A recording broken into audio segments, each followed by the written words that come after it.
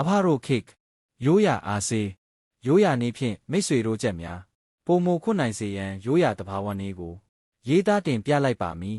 ပြားဤအမဲ6အမဲသားကိုလက်တစစ်ခံတုံးပြီးတရက်နေလမ်းပါညပိုင်းတွင်ထိုလန်းထားသော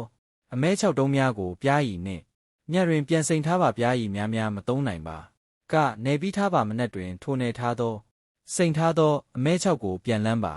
2ရက်လောက်ထိုသို့ပြုလုပ်ပေးပြီးအမဲ6ထဲသို့ပြားဤစိမ့်ဝင်သွားပါမည်အမဲ6လည်းပိုလေး6လာပါမည်ထိုခါမှအမဲ6ကိုတနေ့လက်တစစ်တတုံးကျွေးပေးပါကမိတ်ဆွေချက်မျက်နှာအသားဤရဲလာပြီးအနေထိုင်မြူလာပါမည်ခွတ်သည့်အခါတွင်လည်းကြက်ခွတ်အားပိုလာပါမည်မှတ်ချက်တတုံးထက်ပိုကျွေးပါကြက်ဤဘီလေးတက်ပါသည်ငုံမှုကိုတိုက်ခါနီး9ရက်အလိုတနေ့3လုံးကျွေးပေးခြင်းဖြင့်မိတ်ဆွေချက်လျင်မြန်စွာခွတ်နိုင်ပါလိမ့်မည်9ခု9ကြီးကြက်ကိုမွေးနေတော်လဲမိမိစိတ်ထဲကြက်နှစ်မထည့်ဘူးဟုယူဆနေပါက9ခုကိုဘေးသားကြီးထွင်လေးကြက်ခွတ်နိုင်လောက်သည့်အရွယ်အကွင်းလေးတွေဒုံပြီးကျွေးပေးခြင်းဖြင့်ကြက်နှစ်ထည့်လေးကြက်အားဝင်လာပါမည်9ရှင်းဝိုင်းတွင်တွေးထွက်လုံလေးကြက်ဖလံဖြူ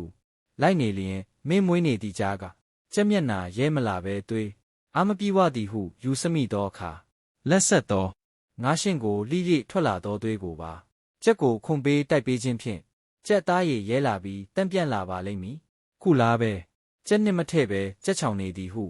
ယူဆသောအခါကုလားပဲကိုရေစိမ်လေးကျွေးပေးပါကကြက်နှစ်ထည့်လာပြီးအမောစီပါမီကြာရှည်ခွတ်နိုင်ပါမည်ဖီးချမ်းငှက်ပြောသည်ဖီးချမ်းကိုနေ့လည်စာအဖြစ်အလင်းသင့်သလိုကျွေးပေးခြင်းဖြင့်ကြက်အားရှိလေအမောစီပါမည်ခရမ်းချင်သည်နေ့လည်နေ့ခင်းနေ့ညအိတ်တန်းဝင်ခါနီးချိန်များတွင်လက်ဆက်သော